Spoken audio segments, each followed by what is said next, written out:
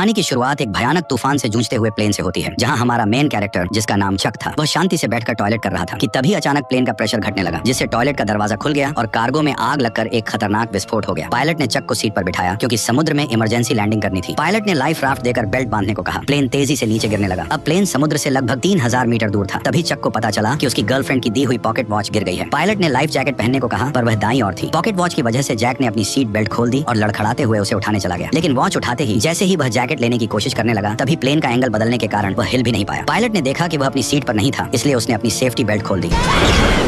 तेज झटकों से पायलट बुरी तरह घायल हो गया। पायलट ने प्लेन को समुद्र की सतह पर धीमी गति से टच कराया, लेकिन गलत लैंडिंग से पानी केबिन में भर गया। सेफ्टी बेल्ट न बंधे होने की वजह से चक की जान बच गई। तभी अचानक प्लेन का ऊपरी हिस्सा फट पड़ा और समुद्र का पानी प्लेन के अंदर भरने लगा। लेकिन किस्मत से चक के हाथ में इन्फ्लेटेबल राफ्ट था, पर जैसे ही उसने उसे खोला, तभी अचानक राफ्ट से जुड़ा हुआ हिस्सा प्लेन में फंस गया। डूबता हुआ एरोप्लेन चक को राफ्ट के साथ नीचे खींचने लगा, पर चक की किस्मत अच्छी थी क्योंकि राफ्ट से जुड़ी हुई रस्सी अचानक टूट गई और इस तरह लाइफ राफ्ट ने उसे खींचते हुए मौत के मुंह से बाहर निकाल लिया। आखिरकार चक सही सलामत समुद्र की सतह तक पहुंच गया। उसने अपनी पूरी ताकत लगाकर राफ्ट पर चढ़ने की कोशिश की और मरते दम तक राफ्ट के किनारे को कसकर पकड़े रहा, लेकिन वह धीरे धीरे उस इंजन की ओर बहने लगा जो अभी भी चल रहा था। पीछे खतरा देखकर उसने तुरंत आंखें बंद कर ली। तभी इंजन में आग लग गई और विस्फोट की लहर ने उसे उछालकर फिर से समुद्र में गिरा दिया। पूरा प्लेन एक जोरदार ब्लास्ट के साथ धीरे धीरे समुद्र में डूब गया, लेकिन खतरा अभी टला नहीं था। चक को न केवल समुद्र की तेज आंधी तूफान का सामना करना पड़ा, बल्कि एक के बाद एक उठती विशाल लहरों को भी झेलना पड़ा। वह बस लाइफ राफ्ट की रस्सी को कसकर पकड़े रहा। इसी तरह पता नहीं कितनी देर बीत गई और अचानक लाइफ राफ्ट की हवा निकल गई। तेज चट्टानों ने उसे फाड़ दिया। इसका मतलब था कि वह आखिरकार किनारे पर पहुंच गया था। वो अपनी आखिरी ताकत जुटाकर लाइफ राफ्ट को घसीटते हुए किनारे तक लाया। अगली सुबह जब धूप उसके चेहरे पर पड़ी, तब उसे महसूस हुआ कि वह जिंदा है और छोटे से आइलैंड पर बहकर आ गया है। लेकिन मौत के मुंह से बच निकलने के बाद भी उसे कोई राहत नहीं मिली, क्योंकि वह नहीं जानता था कि इस अनजान जगह पर उसे कौन कौन सी खतरनाक चीजों का सामना करना पड़ेगा। वह चलते चलते प्लेन से बिखरी हुई चीजें उठाता गया और आइलैंड के अंदर अपने ही जैसे लोगों की खोज शुरू कर दी। लेकिन जब उसने चारों ओर नजर डाली, तो उसका स्वागत केवल कभी खत्म न होने वाले सन्नाटे ने किया। इससे ये साफ था कि वो एक ऐसे आइलैंड पर फंस चुका था जो दुनिया के नक्शे पर भी नहीं था।